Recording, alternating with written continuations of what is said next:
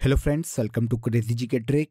तो आइए daily current affairs की सीरीज में आगे बढ़ते हैं और आज के सेशन में हम 29 दिसंबर के सभी करंट अफेयर्स को डिटेल में समझ लेते हैं। सभी क्वेश्चन इंपॉर्टेंट है, इसलिए वीडियो को एंड तक देखिएगा। और अगर आपको डेली करंट अफेयर की पीडीएफ को डाउनलोड करना है तो आप क्रेजी जी के ट्रिक के टेलीग्राम चैनल से या फिर क्रेजी जी के ट्रिक के एप्लीकेशन पर जाकर फ्री ऑफ कॉस्ट इसकी पीडीएफ को कलेक्ट कर सकते हैं। आज के करंट अफेयर का सबसे पहला क्वेश्चन देखिए, अयोध्या रेलवे स्टेशन का नाम बदलकर क्या कर दिया गया? तो हाल ही में अयोध्या रेलवे स्टेशन का नाम बदलकर अयोध्या धाम स्टेशन किया गया है। आंसर बी हो जाएगा। रेल मंत्रालय ने हाल ही में अयोध्या रेलवे स्टेशन के नाम को बदलने की घोषणा की और अब इसे बदलकर अयोध्या धाम स्टेशन किया गया है। आप सभी जानते हैं फ्रेंड्स कि अयोध्या में राम जन्मभूमि का इनॉग्रेशन 22 जनवरी को होने वाला है। मंदिर का इनॉग्रेशन 22 जनवरी को होने वाला है। इसी के उपलक्ष्य में प्रधानमंत्री नरेंद्र मोदी 30 दिसंबर को अयोध्या धाम स्टेशन का इनॉग्रेशन करने वाले हैं और यहीं पर भारत के पीएम के द्वारा अयोध्या धाम रेलवे स्टेशन से ही वंदे भारत और अमृत भारत ट्रेन को हरी झंडी दिखाकर रवाना किया जाएगा। अयोध्या धाम स्टेशन के अलावा प्रधानमंत्री नरेंद्र मोदी अयोध्या के श्री राम इंटरनेशनल एयरपोर्ट का भी इनॉग्रेशन करेंगे। कुछ समय पहले ही उत्तर प्रदेश के सांसद लल्लू सिंह की पहल पर रेलवे ने फैजाबाद स्टेशन का नाम बदलकर अयोध्या कैंट स्टेशन किया था और अब अयोध्या रेलवे स्टेशन का नाम बदलकर अयोध्या धाम स्टेशन किया जाएगा। सेकेंड क्वेश्चन देखिए, हाल ही में कैबिनेट ने भारत और किस देश के साथ माइग्रेशन एंड मॉबिलिटी समझौते को मंजूरी प्रदान की? तो माइग्रेशन और मॉबिलिटी समझौता हाल ही में भारत और इटली के मध्य में हुआ है। हाल ही में सेंट्रल कैबिनेट ने भारत और इटली के साथ माइग्रेशन एंड मोबिलिटी समझौते को मंजूरी दी है। इस समझौते पर कुछ समय पहले ही 2 नवंबर 2023 को भारत के विदेश मंत्री एस जयशंकर और इटली के विदेश मंत्री एंटोनियो तजानी ने हस्ताक्षर किए थे। अब उद्देश्य क्या है माइग्रेशन एंड मोबिलिटी पहल का? तो देखिए, भारत और इटली दोनों देशों के जो लोग हैं, जो वहाँ के नागरिक हैं दोनों देशों के, उनके मध्य में आपसी संपर्क को बढ़ावा देना माइग्रेशन एंड मोबिलिटी समझौते का मुख्य उद्देश्य है। ये किया कैसे जाएगा? तो इस समझौते के तहत इटली में पढ़ने वाले जो भारतीय छात्र हैं वो अपनी पढ़ाई खत्म होने के बाद भी 1 साल तक इटली में रह सकते हैं और इसके अलावा इटली ने वहां पर सीजनल और नॉन सीजनल भारतीय वर्कर को अपने देश में काम करने की भी इजाजत दी है। तो इस तरह से दोनों ही देश परस्पर सहयोग को आगे बढ़ा रहे हैं और इसके तहत माइग्रेशन एंड मोबिलिटी समझौते को भारत और इटली ने अपनी सहमति प्रदान की है। तो ये समझौता हाल ही में भारत और इटली के मध्य में देखने को मिला है। यहाँ पर इटली के बारे में आप सभी जानते हैं कि ये एक यूरोपीय कंट्री है जिसकी कैपिटल रोम है। सर्जियो मटरेला यहाँ के प्रेसिडेंट के पद पर हैं और जॉर्जिया मेलोनी वर्तमान में इस देश की प्राइम मिनिस्टर के पद पर है। ओके, इसके बाद आइए, हाल ही में कैप्टन विजयकांत का निधन हो गया। इन्होंने किस पार्टी की स्थापना की थी? तो देखिए, ये दक्षिण भारतीय एक अभिनेता भी रह चुके हैं कैप्टन विजयकांत। इन्होंने दक्षिण भारत में देसिया मुरपोक्कू द्रविड़ कंडगम की स्थापना की थी, जिसे शॉर्ट में डीएमडीके के नाम से जाना जाता है। हाल ही में कैप्टन विजयकांत का लंबी बीमारी के बाद निधन हो गया, जो कि एक भारतीय राजनीतिक और एक तमिल अभिनेता थे। यहाँ पर आप इनकी इमेज देखकर समझ जाएंगे, काफ़ी तमिल मूवीज में आपने इन्हें देखा होगा। कैप्टन विजयकांत ने देसिया मुरपोक्कू द्रविड़ कंडगम, जिसे डीएमडीके के नाम से जाना जाता है, इसकी स्थापना की थी। ये इसके संस्थापक और इसके अध्यक्ष थे और इसके अलावा 2011 से लेकर 2016 तक ये तमिलनाडु विधानसभा में विपक्ष के नेता के रूप में भी काम कर चुके हैं। तो कैप्टन विजयकांत, जिनका हाल ही में निधन हुआ है, इन्होंने देसिया मुरपोक्कू द्रविड़ कंडगम नाम की पार्टी की स्थापना की थी और इसके अलावा ये एक तमिल अभिनेता थे। अब इसके अलावा हाल ही में देखिए एक और इम्पोर्टेंट निधन हमें देखने को मिलता है। यूरोपीय आयोग के पूर्व अध्यक्ष जैक्स डेलर्स का हाल ही में निधन हो गया। ये भी आपको याद रखना चाहिए, एग्जाम में पूछा जा सकता है। मंडला पूजा के लिए प्रसिद्ध सबरीमला मंदिर कहाँ स्थित है? तो सबरीमला काफी कंट्रोवर्सी में रहा था कुछ समय पहले, कुछ सालों पहले, क्योंकि इस मंदिर में महिलाओं के प्रवेश पर आप जानते हैं प्रतिबंध है। तो इसके कारण काफी सुर्खियों में रहा था पूरे देश में। सबरीमला मंदिर की बात करें तो ये भारत के केरल राज्य में स्थित है। हाल ही में ये मंदिर मंडला पूजा के कारण एक बार फिर से सुर्खियों में आ गया, क्योंकि केरल के सबरीमला मंदिर में मंडला पूजा का हाल ही में आयोजन किया गया। अब इस पूजा की बात करें तो ये पूजा भगवान अयप्पा मंदिर में 2 महीने तक चलने वाली वार्षिक तीर्थ यात्रा के समापन का एक प्रतीक है 2 महीने से एक वार्षिक तीर्थ यात्रा का आयोजन किया जा रहा था अयप्पा मंदिर के लिए, और इसी के समापन प्रतीक के रूप में मंडला पूजा का सबरीमला में आयोजन किया गया।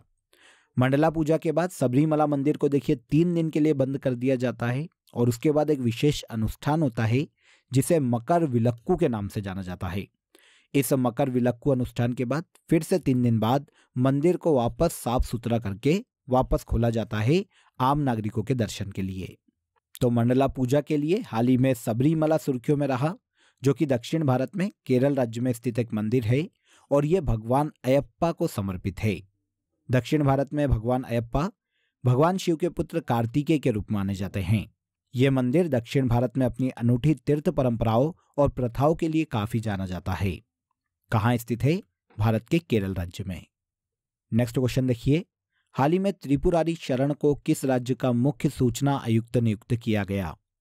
तो त्रिपुरारी शरण हाल ही में बिहार राज्य के नए मुख्य सूचना आयुक्त नियुक्त किए गए, जो कि भारत के एक IAS अधिकारी है। आंसर यहां पर ए करेक्ट हो जाएगा। त्रिपुरारी शरण को बिहार राज्य का मुख्य सूचना आयुक्त हाल ही में नियुक्त किया गया। इन्हें बिहार के राज्यपाल राजेंद्र विश्वनाथ आर्लेकर ने इनके पद की शपथ दिलाई है। त्रिपुरारी शरण 1985 बैच के भारत के एक IAS अधिकारी है। ये बने हैं बिहार के मुख्य सूचना आयुक्त। इनके अलावा राजीव कुमार को हाल ही में पश्चिम बंगाल राज्य का DGP नियुक्त किया गया। ये भी एक इंपॉर्टेंट नियुक्ति है, याद रखिएगा। और इसके अलावा त्रिपुरारी शरण को भी याद रखिएगा, बिहार राज्य के मुख्य सूचना आयुक्त हाल ही में बनाए गए। इसके बाद चर्चा में रही खिलाड़ी पूजा डांडा का संबंध किस खेल से है? पूजा डांडा की बात करें तो ये भारत की बहुत ही फेमस रेसलर है, कुश्ती खिलाड़ी है। सुर्खियों में इसलिए है क्योंकि हाल ही में नाडा ने इन पर 1 साल का प्रतिबंध लगाया है। पूर्व विश्व और एशियाई चैंपियनशिप पदक विजेता है महिला पहलवान पूजा डांडा। भारत की राष्ट्रीय डोपिंग रोधी एजेंसी, जिसे नाडा के नाम से जाना जाता है, इन्होंने पूजा डांडा पर 1 साल का प्रतिबंध हाल ही में लगा दिया। रेसलर है और भारत के हरियाणा राज्य से बिलोंग करती है। अब प्रतिबंध का कारण देखने जाए तो 2022 में पूरे 12 महीने तक, मतलब 1 साल तक, 1 साल की अवधि में पूजा के खिलाफ 2 फाइलिंग फेलियर और एक मिस्ड टेस्ट दर्ज कराने के कारण नाडा ने इन पर 1 साल का प्रतिबंध लगाया। हरियाणा राज्य से बिलोंग करती है और रेसलिंग में इनके योगदान के कारण इन्हें 2019 में अर्जुन पुरस्कार से भी सम्मानित किया जा चुका है। पूजा डांडा भारत की रेसलर है। यहाँ पर हम नाडा की बात करें, नेशनल एंटी डोपिंग एजेंसी की बात करें, तो भारत में फेयर खेलों का आयोजन करवाया जा सके, जो खिलाड़ी हैं किसी भी प्रकार के नशीले पदार्थों का सेवन न करे और फेयर तरीके से खेलों को खेले, आगे बढ़े। इसीलिए नेशनल एंटी डोपिंग एजेंसी, जिसे नाडा के नाम से जाना जाता है, ये किसी भी खिलाड़ी पर कंट्रोल करने का काम करती है कि वो किसी भी प्रकार के नशीले पदार्थ का सेवन न करे। मतलब फेयर खेलों का आयोजन करवाना इसकी जिम्मेदारी है। इस संस्था की स्थापना 24 नवंबर 2005 में की गई थी। हेडक्वार्टर नई दिल्ली में है और अनुराग ठाकुर वर्तमान में नाडा के चेयरमैन के पद पर हैं। इसके बाद आगे, भारतीय ओलंपिक संघ द्वारा किसकी अध्यक्षता में कुश्ती महासंघ हेतु एडहॉक कमेटी का गठन किया गया? तो कुश्ती महासंघ के लिए एडहॉक कमेटी का गठन भूपिंदर सिंह बाजवा की अध्यक्षता में किया गया। आंसर ए हो जाएगा। देखिए, आप सभी जानते हैं कि खेल मंत्रालय ने कुछ समय पहले ही भारतीय कुश्ती महासंघ को निलंबित कर दिया था। उसके बाद भारतीय ओलंपिक संघ ने कुश्ती महासंघ के मामलों को देखने के लिए एक एडहॉक कमेटी का गठन किया, जिसमें 3 मेंबर होंगे और इसकी अध्यक्षता वुशु एसोसिएशन ऑफ इंडिया के अध्यक्ष भूपिंदर सिंह बाजवा को सौंपी गई। भूपिंदर सिंह बाजवा इसके अध्यक्ष हो जाते हैं और 2 अन्य सदस्यों की बात करें तो ये MM सोमाया और मंजूषा कंवर है। समिति का काम क्या है? तो इस समिति का गठन भारतीय कुश्ती महासंघ के दैनिक कार्यों के संचालन के लिए किया गया है। इस एडहॉक कमेटी के अध्यक्ष भूपिंदर सिंह बाजवा को बनाया गया। देखिए फ्रेंड्स, अब आपके लिए क्रेजी जीके ट्रिक की ईयरली करंट अफेयर की बुक भी अवेलेबल है, जहां पर जनवरी से लेकर दिसंबर 2023 तक की सभी करंट अफेयर आपको अपडेटेड फॉर्म में मिलने वाले हैं। आपको पूरी बुक अपडेटेड फॉर्म में मिलेगी, अपडेटेड वर्जन में मिलेगी। इसके लिए आपको करना क्या है? तो आपको कमेंट बॉक्स में और डिस्क्रिप्शन बॉक्स में लिंक दी गई है, आप सीधे वहां पर जाकर इस बुक को ऑर्डर कर सकते हैं। बुक की हार्ड कॉपी डायरेक्ट आपके घर भेज दी जाएगी। अधिक जानकारी के लिए आप नीचे दिए गए नंबरों पर भी कॉल कर सकते हैं। इस बुक में आपको 36 चैप्टर हैं, 36 टॉपिक हैं।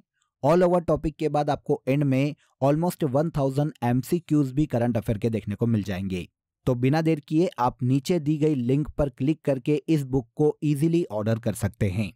इसके अलावा देखिए क्रेजी जीके ट्रिक के रूट एप्लीकेशन पर आप सभी के लिए मेगा टेस्ट सीरीज भी प्लान की गई है। 4 आपको यहाँ पर फ्री टेस्ट मिलेंगे। 7 जनवरी से ये टेस्ट शुरू होंगे फ्रेंड्स। 4 टेस्ट है और हर टेस्ट में आपको 100 क्वेश्चन देखने को मिलने वाले हैं। शार्प 4 PM आपका 1 शॉट टेस्ट शुरू होगा और चारों टेस्ट को मिलाकर सभी स्टूडेंट को रैंक दी जाएगी। जो टॉप 100 रैंकर होंगे फ्रेंड्स, उन्हें क्रेजी जीके ट्रिक की तरफ से स्पेशल गिफ्ट दिए जाएंगे, काफ़ी एक्साइटिंग गिफ्ट दिए जाएंगे। इस मेगा टेस्ट सीरीज के रिजल्ट का अनाउंसमेंट आपको 31 जनवरी को देखने को मिल जाएगा। तो बिना देर किए आप रूट एप्लीकेशन को प्ले स्टोर से डाउनलोड कीजिए। वहां पर आप मेगा टेस्ट सीरीज को इजीली ज्वाइन कर सकते हैं। चारों टेस्ट आपके लिए फ्री है। अगर आपको कोई भी डाउट है ईयरली करंट अफेयर बुक को लेकर या फिर मेगा टेस्ट सीरीज को लेकर, तो नीचे दिए गए नंबरों पर आप कॉल कर लीजिए। वहां पर आपके जितने भी डाउट है वो सभी सॉल्व हो जाएंगे। आई होप अपडेट अच्छा लगा होगा। नेक्स्ट क्वेश्चन पर आइए। नेक्स्ट क्वेश्चन है, वर्ष 2023 में भारतीय राष्ट्रीय कांग्रेस का 139वां स्थापना दिवस मनाया गया। भारतीय राष्ट्रीय कांग्रेस की स्थापना किसने की थी? हिस्ट्री से काफ़ी इंपॉर्टेंट क्वेश्चन है ये। भारतीय राष्ट्रीय कांग्रेस की स्थापना A.O. ह्यूम ने की थी। कौन से वर्ष में की थी? तो 1885 में की थी। 1885 में A.O. ह्यूम के द्वारा भारतीय राष्ट्रीय कांग्रेस की स्थापना की गई, जिसका 2023 में 139वां स्थापना दिवस हाल ही में मनाया गया। 28 दिसंबर 1885 में 72 डेलीगेट्स की उपस्थिति में बंबई के गोकुलदास तेजपाल संस्कृत कॉलेज में भारतीय राष्ट्रीय कांग्रेस की स्थापना की गई थी। व्योमेश चंद्र बनर्जी कांग्रेस के पहले अध्यक्ष थे 1885 में। और अगर कांग्रेस के वर्तमान अध्यक्ष की बात करें तो ये मल्लिकार्जुन खड़गे है। देखिए मेन जो अधिवेशन हुए हैं उनकी भी एक बार हम यहाँ पर बात कर लेते हैं, उन पर भी नज़र डाल लेते हैं क्योंकि ये अधिवेशन एग्जाम में पूछे जाते हैं। यहाँ पर ये तो समझ में आ गया आपको कि 2023 में कांग्रेस का 139वां स्थापना दिवस मनाया गया। 139 वर्ष हो चुके हैं कांग्रेस को स्थापित किए हुए। पहला अधिवेशन 1885 में बॉम्बे में आयोजित किया गया, जिसके अध्यक्ष WC बनर्जी थे, मतलब व्योमेश चंद्र बनर्जी। दूसरा सत्र 1886 में कोलकाता में आयोजित किया गया, जिसकी अध्यक्षता दादाभाई नौरोजी ने की थी। 1887 में मद्रास में तीसरा अधिवेशन आयोजित किया गया और पहले मुस्लिम अध्यक्ष बनते हैं सैयद बदरुद्दीन तैयब जी। 1907 में सूरत अधिवेशन हुआ था, रास बिहारी बोस इसके अध्यक्ष थे और कांग्रेस नरम दल और गरम दल में पहली बार बटी थी। 1917 में कलकत्ता अधिवेशन की अध्यक्षता एनी बेसेंट ने की थी, कांग्रेस की पहली महिला अध्यक्ष है। और 1924 में बेलगाम अधिवेशन की अध्यक्षता महात्मा गांधी के द्वारा की गई। महात्मा गांधी के द्वारा 1924 में एकमात्र ऐसा अधिवेशन है कांग्रेस का जिसकी अध्यक्षता की गई है। 2023 में कांग्रेस का 139वां स्थापना दिवस मनाया गया। 1885 में कांग्रेस की स्थापना A.O. ह्यूम के द्वारा की गई। हाल ही में किस राज्य में नम्मा कार्गो लॉजिस्टिक सेवा शुरू की गई? तो नम्मा कार्गो लॉजिस्टिक सेवा की शुरुआत हाल ही में कर्नाटक राज्य ने की है। कर्नाटक में कर्नाटक राज्य सड़क परिवहन निगम ने राज्य में नम्मा कार्गो लॉजिस्टिक सेवा की शुरुआत की। उद्देश्य की बात करें तो कर्नाटक में कार्गो सेवा मतलब माल ढुलाई की सेवा को सुलभ बनाना नम्मा कार्गो लॉजिस्टिक सेवा का मुख्य उद्देश्य है। कर्नाटक राज्य की स्थापना 1 नवंबर 1956 में की गई थी। बेंगलुरु इसकी कैपिटल है। थावर चंद्र गहलोत वर्तमान में कर्नाटक के राज्यपाल के पद पर हैं और सिद्धारमैया वर्तमान में कर्नाटक के चीफ मिनिस्टर के पद पर हैं। इसके बाद आज के करंट अफेयर का सबसे लास्ट क्वेश्चन देखिए। प्रतिवर्ष अंतर्राष्ट्रीय महामारी तैयारी दिवस कब मनाया जाता है? तो पूरे वर्ल्ड में अंतर्राष्ट्रीय महामारी तैयारी दिवस के रूप में 27 दिसंबर को मनाया जाता है। इसकी शुरुआत देखिए आफ्टर कोविड पेंडेमिक 2020 में की गई थी और 2020 से हर साल 27 दिसंबर को महामारी या पेंडेमिक के बारे में लोगों को जागरूक करने के उद्देश्य से अंतर्राष्ट्रीय महामारी तैयारी दिवस मनाया जाता है। पूरे वर्ल्ड के देशों में किसी भी पेंडेमिक के समय सूचनाओं का आदान प्रदान सुविधाजनक बनाना, जो साइंटिफिक रिसर्च है, साइंटिफिक नॉलेज है, उसका प्रसार करना, आपस में शेयर करना और पेंडेमिक से निपटने के लिए जितनी भी संभावनाएं हो सकती है, जितनी भी इंफॉर्मेशन आवश्यक है, उनका आदान प्रदान सुनिश्चित किया जाना इस डे को मनाए जाने का मुख्य उद्देश्य है। Legacy of resilience, learning from the past, preparing for the future 2023 में इस डे की थीम है। तो अंतर्राष्ट्रीय महामारी तैयारी दिवस के रूप में हर साल 27 दिसंबर को मनाया जाता है। इंपॉर्टेंट क्वेश्चन था, याद रखिएगा। क्लियर? तो यहाँ पर देखिए हमने 29 दिसंबर के सभी करंट अफेयर्स को डिटेल में समझ लिया। अब आ जाइए आज की फैक्ट शीट को आगे बढ़ाते हैं वन लाइनर करंट अफेयर में। अप्रैल मंथ में हम आगे बढ़ते हैं। 22 अप्रैल 2023 को अज्ञात शवों का डीएनए डेटाबेस रखने वाला पहला राज्य हिमाचल प्रदेश बना।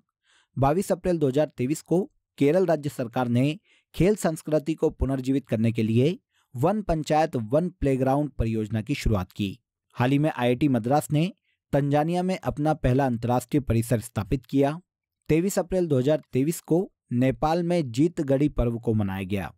23 अप्रैल 2023 को जारी सूची के अनुसार भारत में सबसे अधिक तालाब और जलाशय वाला राज्य पश्चिम बंगाल है। 24 अप्रैल 2023 को मध्य प्रदेश राज्य के वन विहार नेशनल पार्क ने सिंगल यूज प्लास्टिक को पूर्णतः प्रतिबंधित किया। आगे 24 अप्रैल 2023 को खोमजोंग दिवस मणिपुर में मनाया गया और 24 अप्रैल 2023 को सूडान में फंसे हुए लगभग 500 भारतीयों को वापस लाने के लिए भारत सरकार ने ऑपरेशन कावेरी चलाया था। सभी करंट अफेयर इंपॉर्टेंट है। अब आ जाइए लास्ट डे के सेशन में जो करंट अफेयर हमने डिटेल में समझे थे उनको यहाँ पर एक बार रिवाइज कर लेते हैं। पहला देखिए, कांग्रेस द्वारा भारत न्याय यात्रा मणिपुर से मुंबई तक निकाली जाएगी। हाल ही में रूस में दुनिया का सबसे पुराना किला खोजा गया। हाल ही में उत्तम पाचारणे का निधन हो गया जो कि बहुत ही फेमस शिल्पकार थे। अंतर्राष्ट्रीय टेबल टेनिस महासंघ फाउंडेशन की गवर्निंग बॉडी के सदस्य के रूप में शामिल होने वाली पहली भारतीय महिला वीटा दानी बनी। चर्चा में रहा कुडनकुलम परमाणु ऊर्जा संयंत्र तमिलनाडु राज्य में है। मध्य प्रदेश राज्य में तबला दरबार में 1500 लोगों ने एक साथ तबला वादन करके Guinness book of world record बनाया है। आगे आइए, मुख्य सचिवों के तीसरे राष्ट्रीय सम्मेलन की अध्यक्षता नरेंद्र मोदी के द्वारा की गई। भारत के खनिज विदेश इंडिया लिमिटेड कंपनी ने अर्जेंटीना के साथ लिथियम के अन्वेषण और विकास के लिए समझौता किया। भारत के संतोष झा को श्रीलंका में भारत का उच्चायुक्त नियुक्त किया गया। और लास्ट देखिए, देश के पहले साइबर सुरक्षा केंद्र की स्थापना हाल ही में चंडीगढ़ में की गई। ये सभी ऐसे करंट अफेयर हैं जिन्हें हमने लास्ट डे के सेशन में डिटेल में समझा था। अब आ जाइए आज के लिए आप सभी के लिए क्वेश्चन ऑफ द डे देख लीजिए। बिहार की राजधानी पटना किन दो नदियों के संगम पर बसी है? क्वेश्चन इंपॉर्टेंट है, कमेंट में जरूर बताइएगा कि इस क्वेश्चन का आंसर क्या है। इसके अलावा दोस्तों आप सभी के लिए एक इंपॉर्टेंट अपडेट है। अब आपके लिए क्रेजी जीके ट्रिक के सभी कोर्सेस वेबसाइट पर भी अवेलेबल है। ये सभी कोर्सेस आप सभी की रिक्वायरमेंट और लेटेस्ट एग्जाम पैटर्न को ध्यान में रखकर डिजाइन किए गए हैं। यहाँ हम बेसिक कॉन्सेप्ट के साथ साथ कॉम्प्रिहेंसिव लर्निंग पर फोकस करते हैं, तो एक बार जरूर वेबसाइट पर विजिट करें। इसका लिंक आपको डिस्क्रिप्शन बॉक्स में दिया गया है। तो आज के इस वीडियो में बस इतना ही। अगर वीडियो अच्छा लगा हो तो वीडियो को लाइक और शेयर कर दीजिए, चैनल को सब्सक्राइब कर लीजिए। कल फिर मुलाकात करेंगे नेक्स्ट डे के करंट अफेयर में। तब तक अपना ख्याल रखिए। जय हिंद, जय भारत।